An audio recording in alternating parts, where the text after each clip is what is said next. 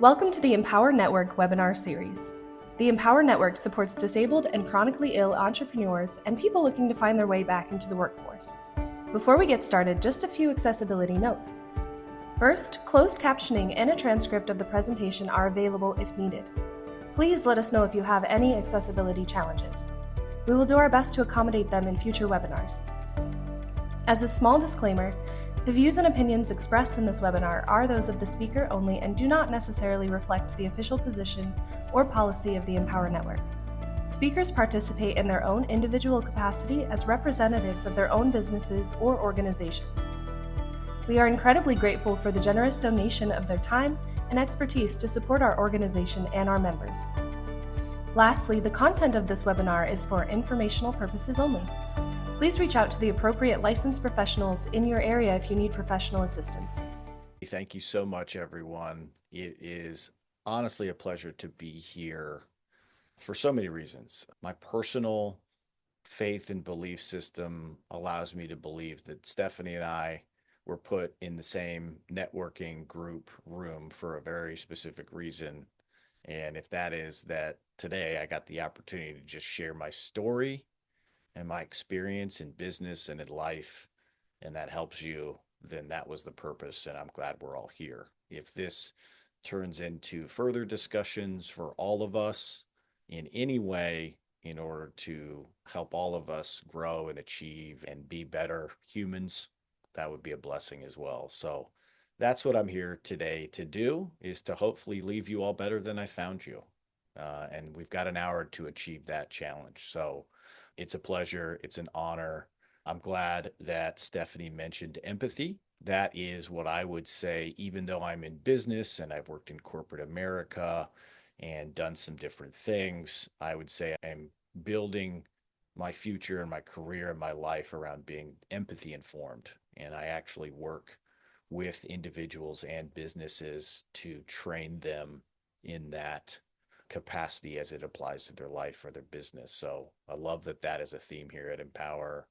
And I have intentionally tried to make sure that my presentation today matches the tone and the needs of everybody here. Because my main goal, even though I've created content and have talking points, is to get you answers and to inform and to educate and hopefully enable you to see that there's a spot for all of you in the workplaces that I've been adjacent to and I know to exist for all of you.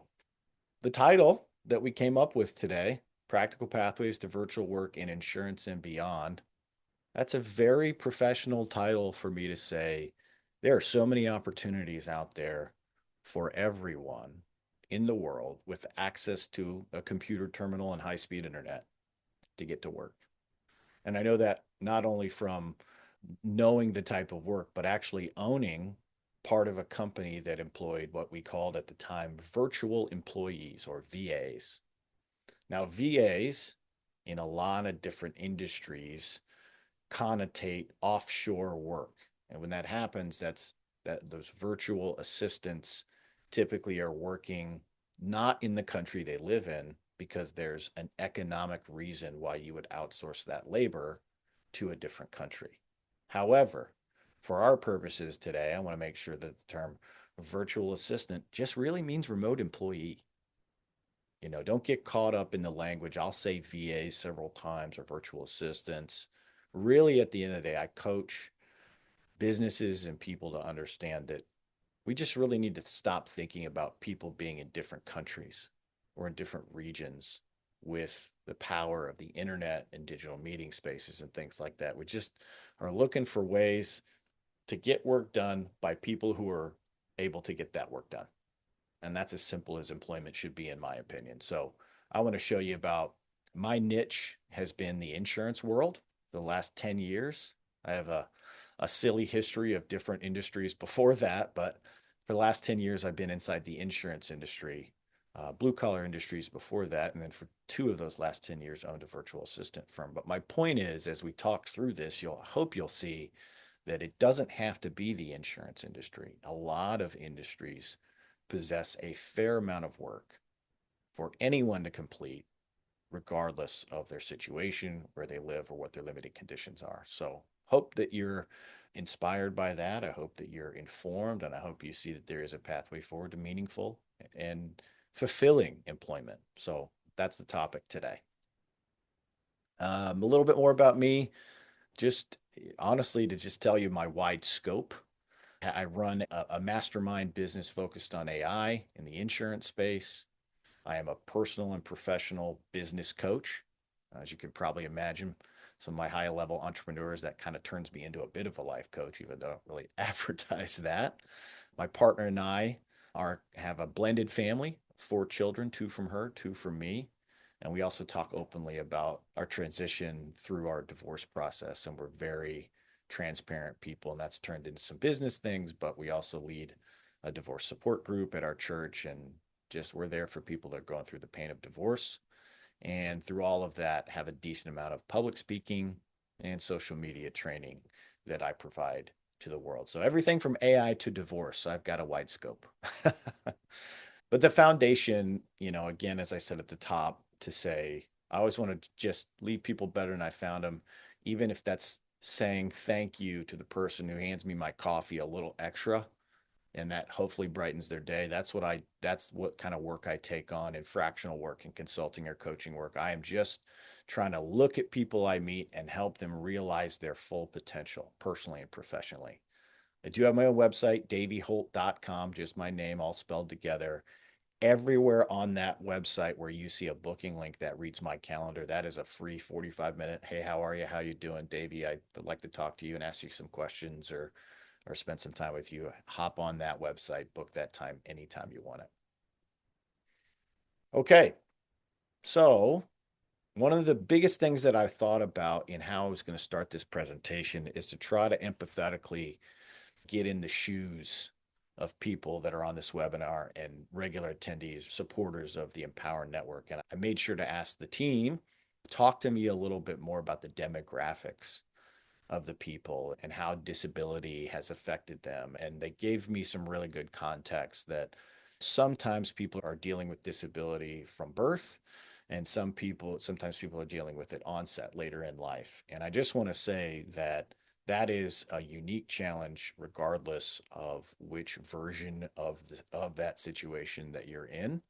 And both of them, it doesn't matter to potential employers what it is. And I just want you to know that there are employers out in the world in all different types of industries that are going to be available to employ anybody on this call in a positive and fulfilling way, regardless of what the situation is. And I know that because I've worked with them and I know their values. And what we really come down to when you're finding good employment is positioning yourself in the right spot in the best way to get those opportunities. So, virtual work.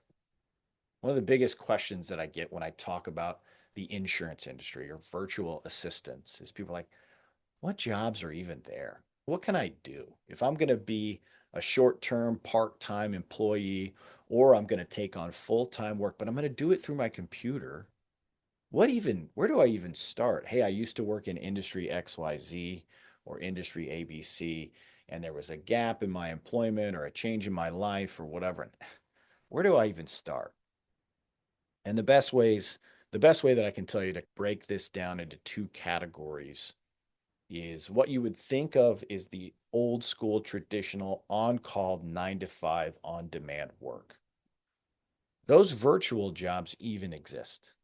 And those are jobs where, whether it is part-time or full-time, a business that hires someone remote expects them to be available during normal business hours or their scheduled shift. Primarily, these are phone-based jobs where there are inbound or outbound call requirements, and there's some reason that a virtual employee or a remote worker was employed to have that person help with that call queue or that influx of work.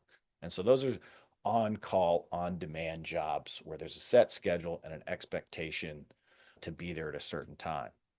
And getting to know this group, obviously that type of work has a lot of limitations when we talk about the scope of disabilities that people are living with day in and day out.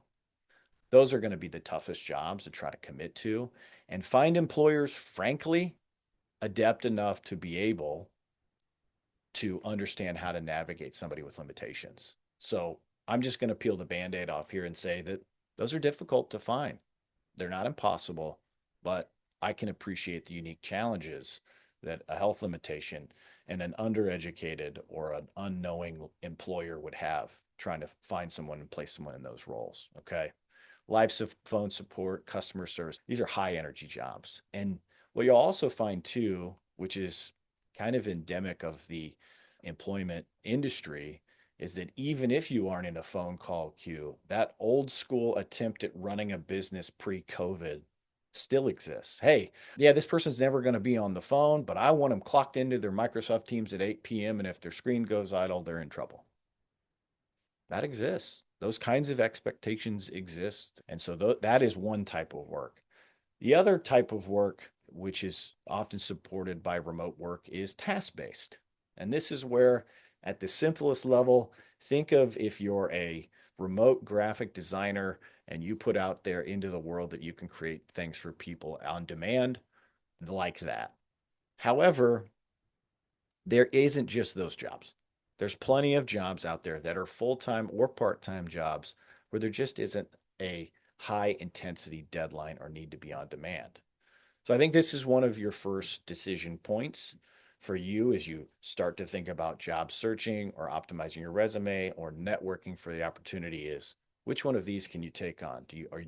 Can you take on the on-call and on-demand, or do you need ultimate flexibility to be able to kind of be a mini project manager in a way and deliver results to your employer through task-based or project style work? Again, still with our requirements, not always just, hey, get the job done, let me know when you're done.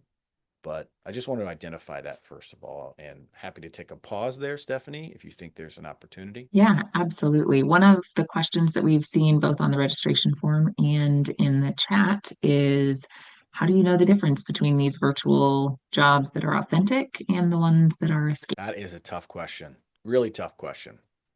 Not to skip too far ahead, but I would tell you, and this is going to come up later in the slide too, one of the easiest ways to verify that a job is legitimate and real is to find it in your local community.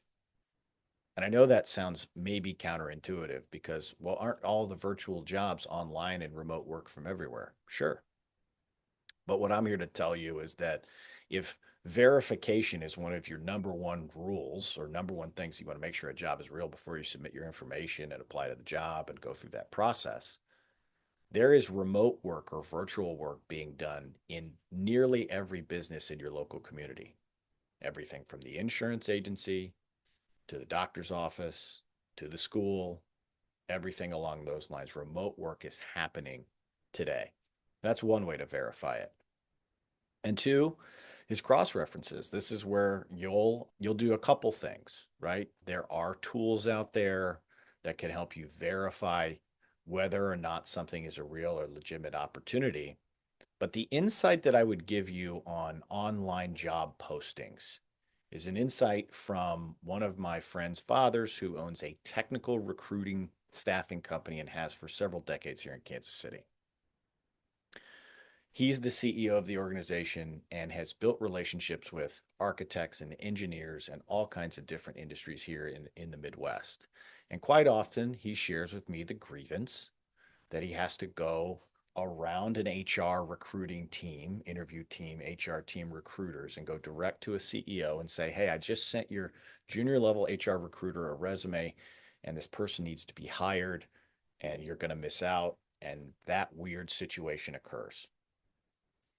My point is this: you have such a low yield of being successful to actually get placed through an online job posting, not only because of the litany of resumes that get applied for all those jobs for all various types of reasons, some fake, some for competitors, some things like that, but typically the talent level of the person in that junior level HR recruiting role to be able to understand the complexity of just job experience being a fit for the role and someone's ability to generate a resume, much less understanding how to navigate disabilities through an online job posting, is incredibly difficult.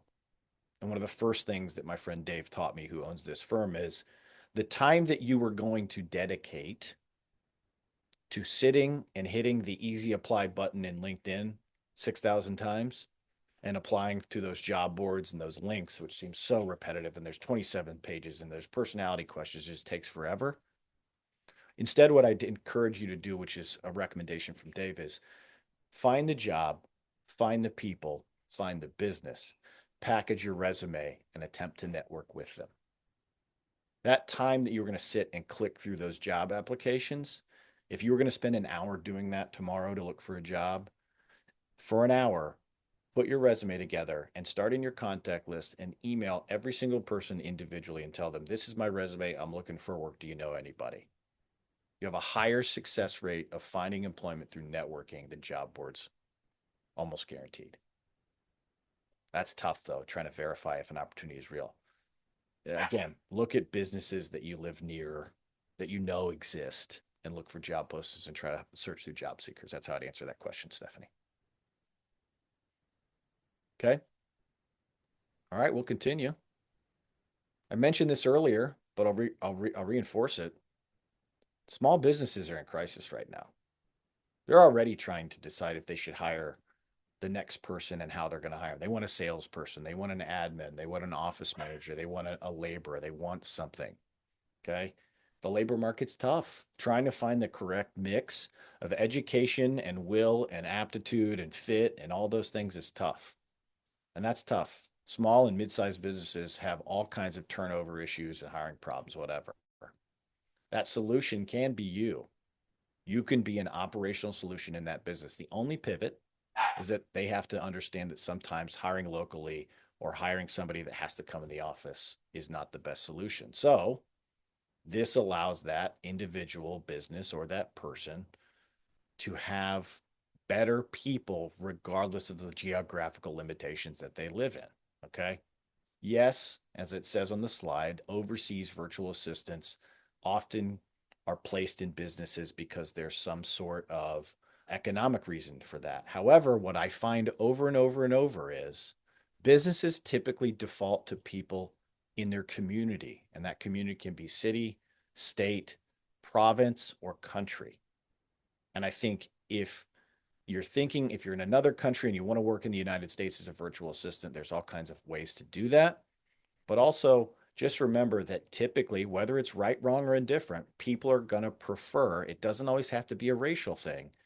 People are going to prefer to hire people in their local communities because they think that that has a net benefit to that community. Hey, I'd rather hire somebody here in Missouri. I'd rather hire somebody here in the United States because that person will be employed, buy things, and stimulate the economy. But this is the levels that you're competing on, okay?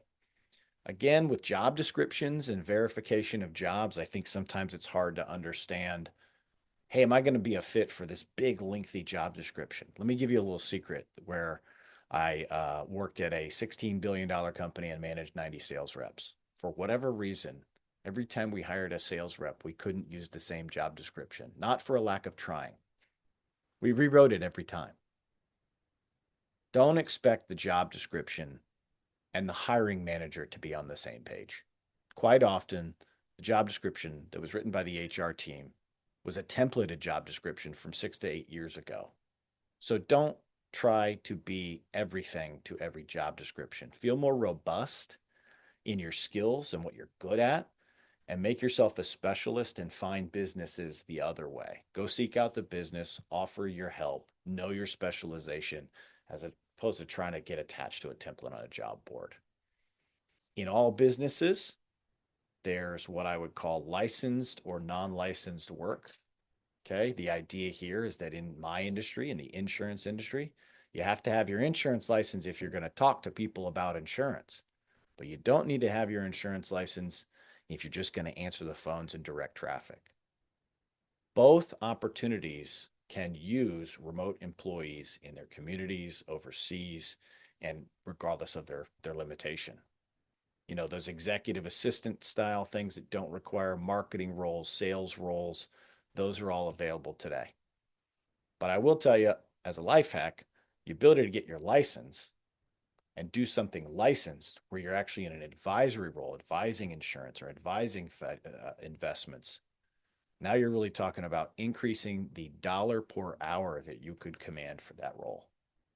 And there's a predominant belief that in some of the white collar industries like insurance and finance, that if there's a preference already to hire someone in their local community, what they would also love is to have someone licensed, even if they don't use that license. Imagine getting your license, not actually having to advise any technical insurance or anything like that. You're really just doing administrative work, but you're getting paid more because the business recognizes you have a license. And I think that's an important distinction, that to get your insurance license, for example, in the industry I know so well, you do an online test in most states. And this is the way that you can really sometimes double your hourly rate that you could potentially earn if you were hired at a business. And I'll pause for a second, Stephanie, because I know we consumed a lot there. I think this is great, Davie. So I haven't gotten any more questions coming in yet, but I do have a list of questions for the end. So if we can go ahead and keep going, and then we'll have some great time for Q&A. Great. Okay. Filtering game, the hiring game.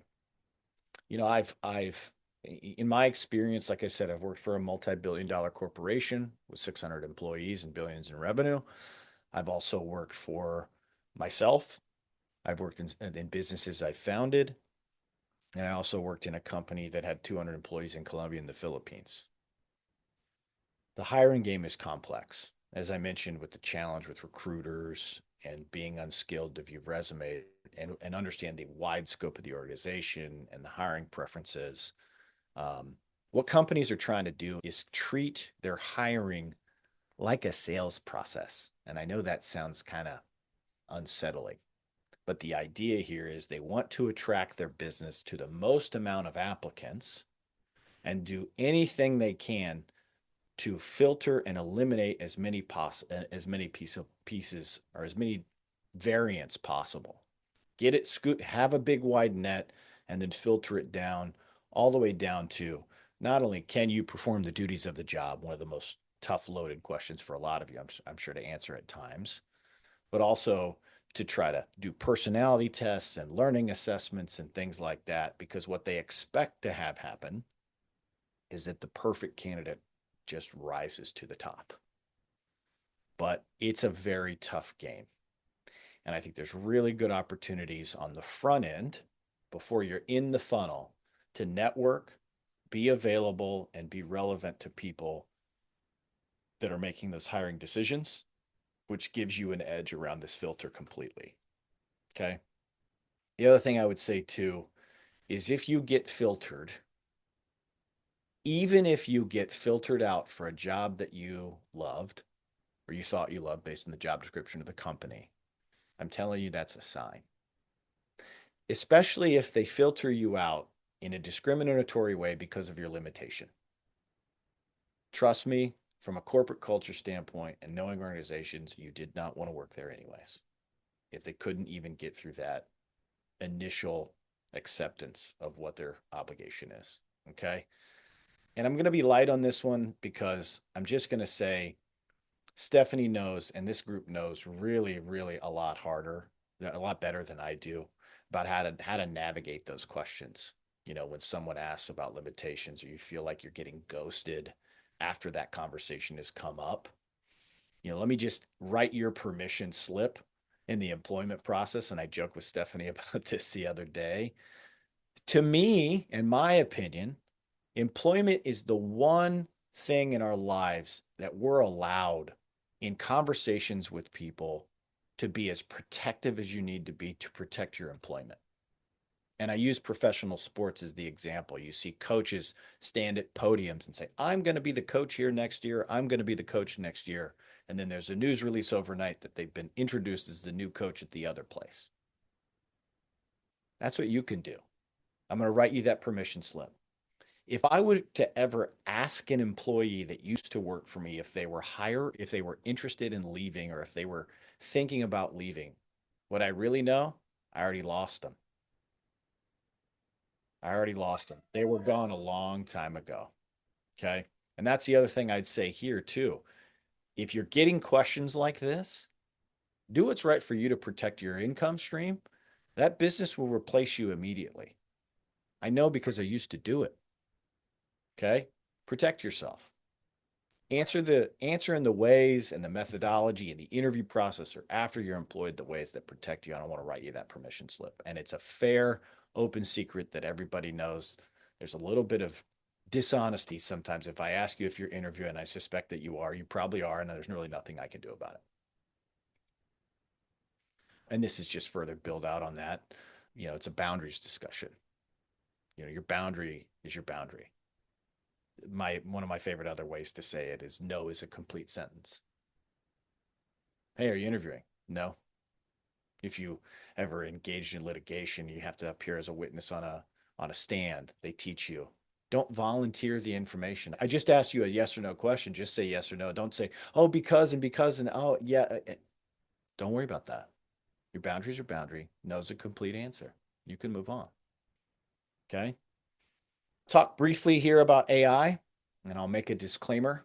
Today's discussion is not intended to litigate the ethics or the climate challenges that AI brings to us. As an AI enthusiast, I regularly use AI in my day-to-day business. I coach people and I train people on that. So there are a lot of obligations and responsibilities for people who use AI, promote AI, to do it in the right way. And so that's not what today is about.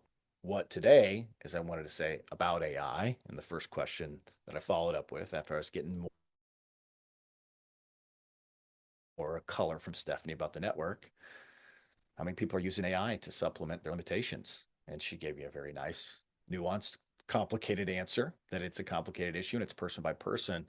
But I'll just reinforce to you that this is another decision point. If by this point you've decided I'm going to do project work or I'm going to do on-demand work, or I'm through it and now instead of just applying for job boards, I'm going to go do networking and build my resume and my story. Now you've got another tool that when limitations show up, do you use a AI tool to overcome those limitations? But really, here's a deeper question. Let's talk about the people that aren't affected by disability. Today, in their businesses, the directives are coming from the businesses to use AI to save time and eliminate busy work.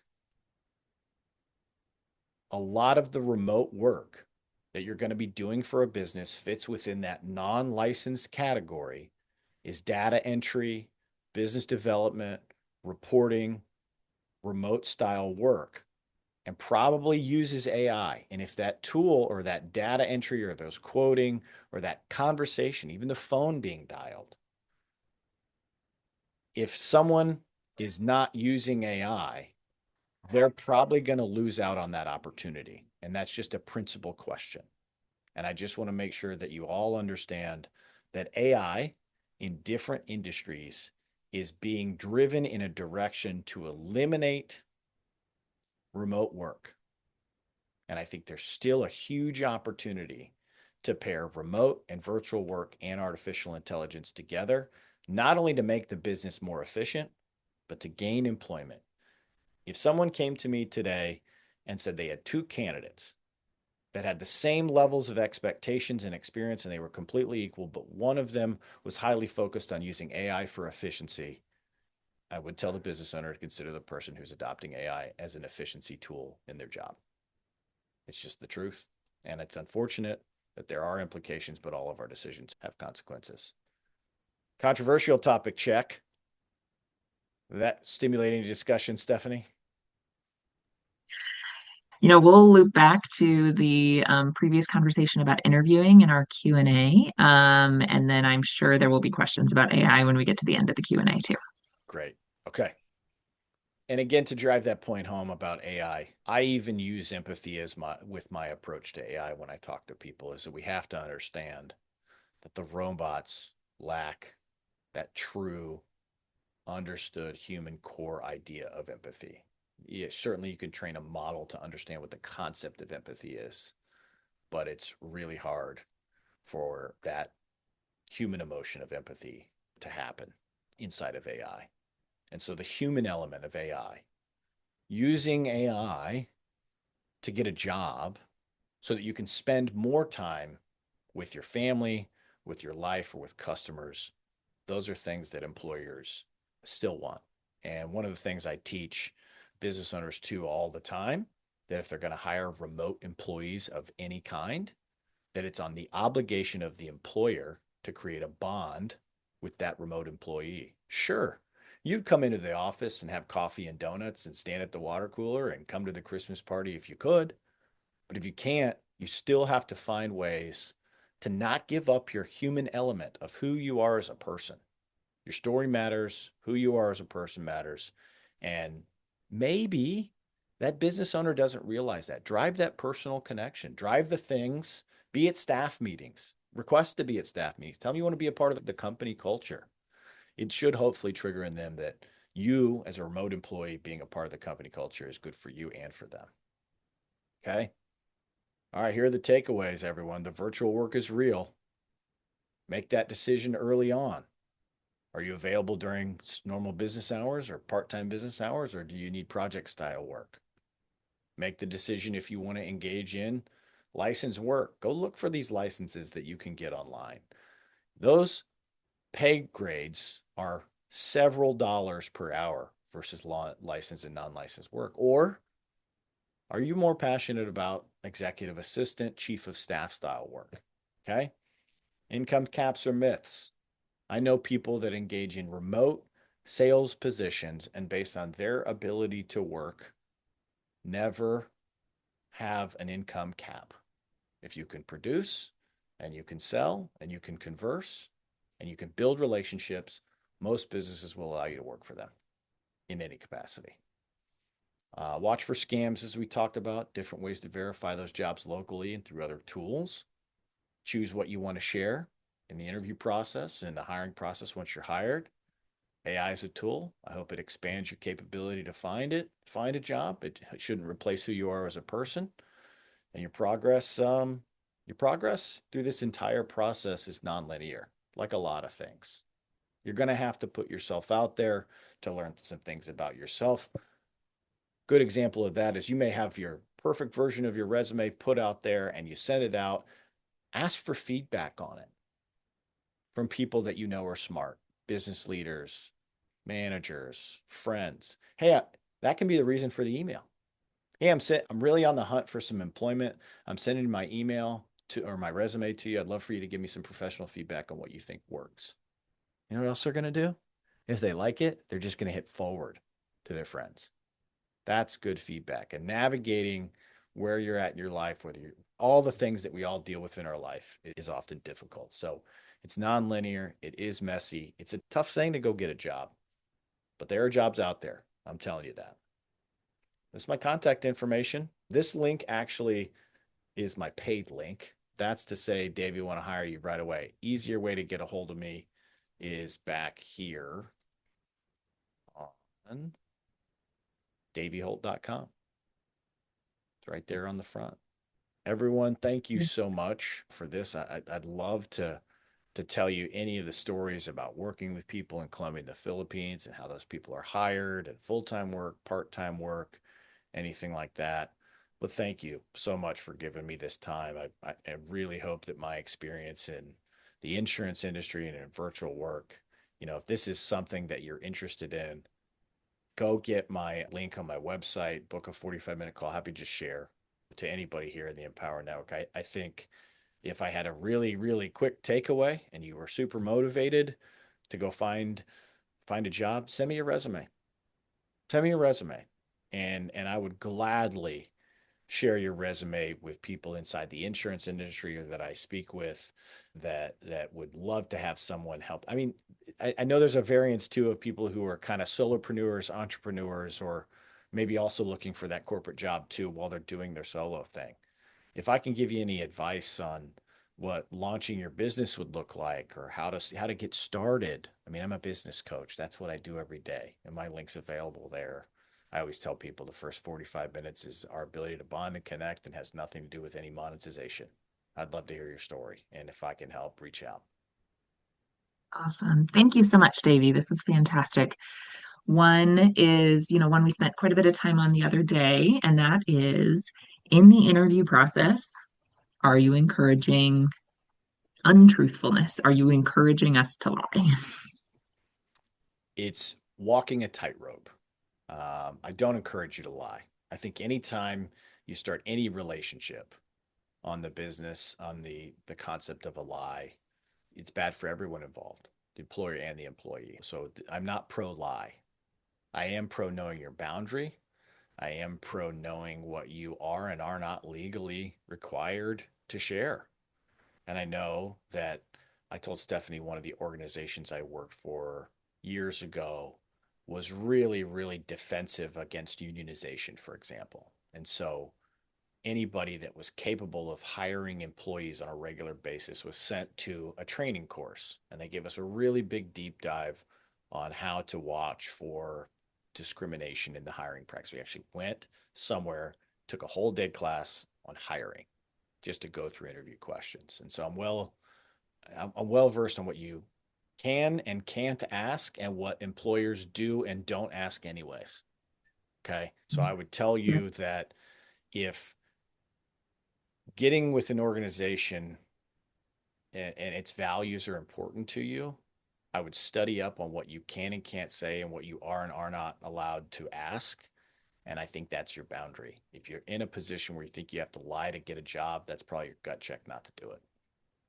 Yeah, absolutely. I do think just to kind of add on to that too, this is something that I tend to do with my clients outside of my Empower Network work. I'm a life and career coach, certified life and career coach. And one thing that we do is we practice those questions and we practice those invasive questions, right?